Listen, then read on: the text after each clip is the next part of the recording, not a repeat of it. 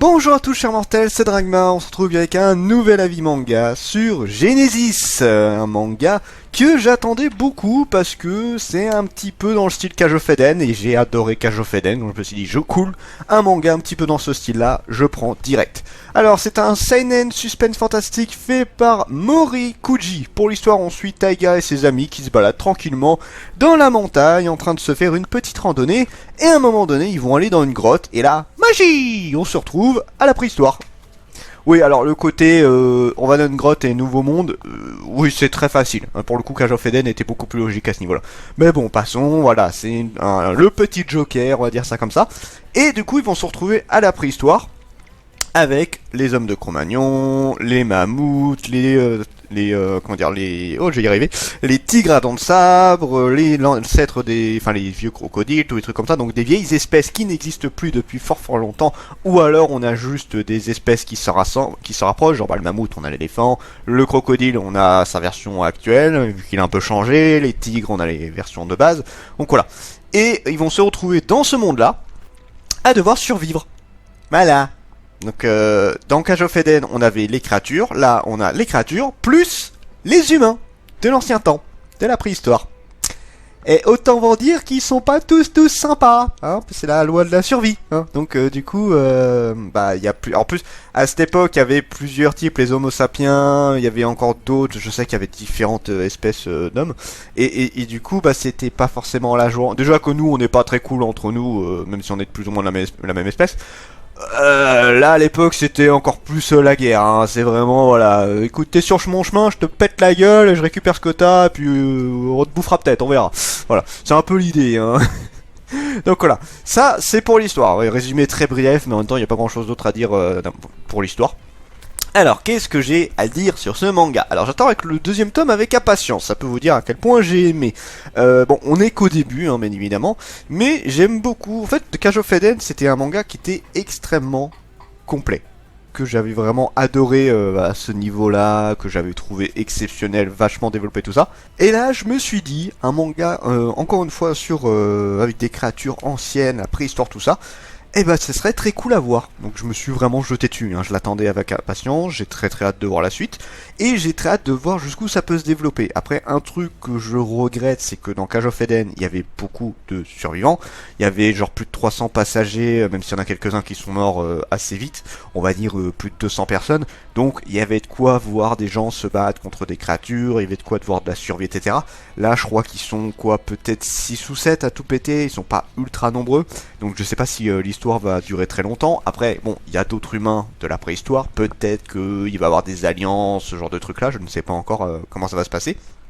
Mais, en tout cas, je suis quand même très content de ce début de lecture, donc j'attends de voir, voilà, j'attends vraiment de voir ce que ça peut donner à ce niveau-là. J'enchaîne beaucoup parce qu'il y a pas grand... Je voulais juste le présenter, mais il n'y a pas grand chose à dire, hein. C'est vraiment au tout début, c'est pour ça limite j'aurais peut-être dû attendre de vous en parler après le deuxième tome.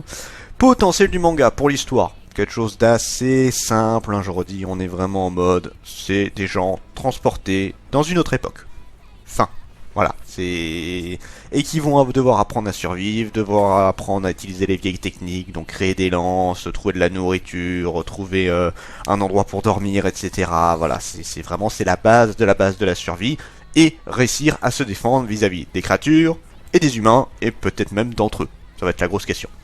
Pour ce qui est des personnages, alors pour l'instant on n'a pas des personnages très marquants. On est au tout début, ils n'ont pas eu le temps de se développer, on est plus vraiment dans la découverte. On en a un visiblement qui a l'air d'être un peu plus débrouillard que les autres, mais sinon dans l'ensemble, voilà, on a des personnages assez clichés, qui sont pas ultra marquants.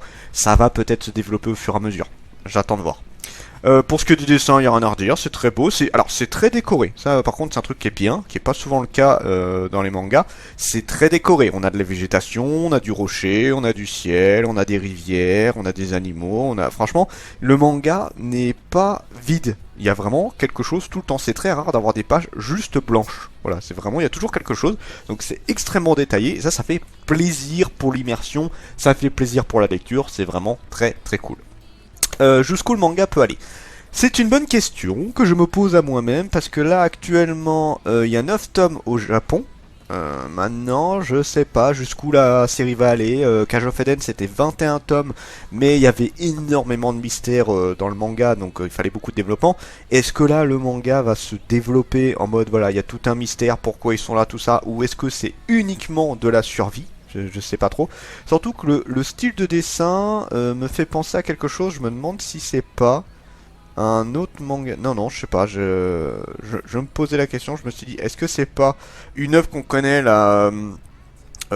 Ah, si, le dessin me dit quelque chose. Je suis sûr qu'il a eu d'autres œuvres chez nous. Sauf que là, comme c'est les noms japonais, je sais pas trop. Donc voilà, je sais pas jusqu'où ça peut aller. Voilà, c'est un peu particulier à ce niveau-là. Je sais pas du tout. Donc voilà, si vous connaissez... Bon, malheureusement, Cage of Eden n'est pas très connu. Je vous conseille Cage of Eden, c'est une super bonne série, même si maintenant elle est compliquée à trouver. Si vous aimez la survie, vraiment, préhistoire, ce genre de truc-là, allez-y. Franchement, ça va vous plaire. Là, on a un très très bon départ. Donc bon, franchement, ouais, moi j'ai énormément aimé. Et j'ai très très hâte de voir la suite. Je crois que c'est une des vidéos avis manga les plus courtes que j'ai fait. Mais en même temps, il n'y a pas grand chose à dire parce que je le dis, c'est le début. Les personnages sont pas spécialement marquants donc pour le moment, donc j'ai pas grand chose à dire. L'histoire, elle est extrêmement facile à résumer. Donc pour le moment, c'est le début. Voilà, c'est tout ce que je peux dire là-dessus. Mais voilà, si vous aimez ce côté revenir dans l'ancien temps, tout ça, ouais, ça va vous plaire. Franchement, ça va vous plaire. C'est vraiment très très bien.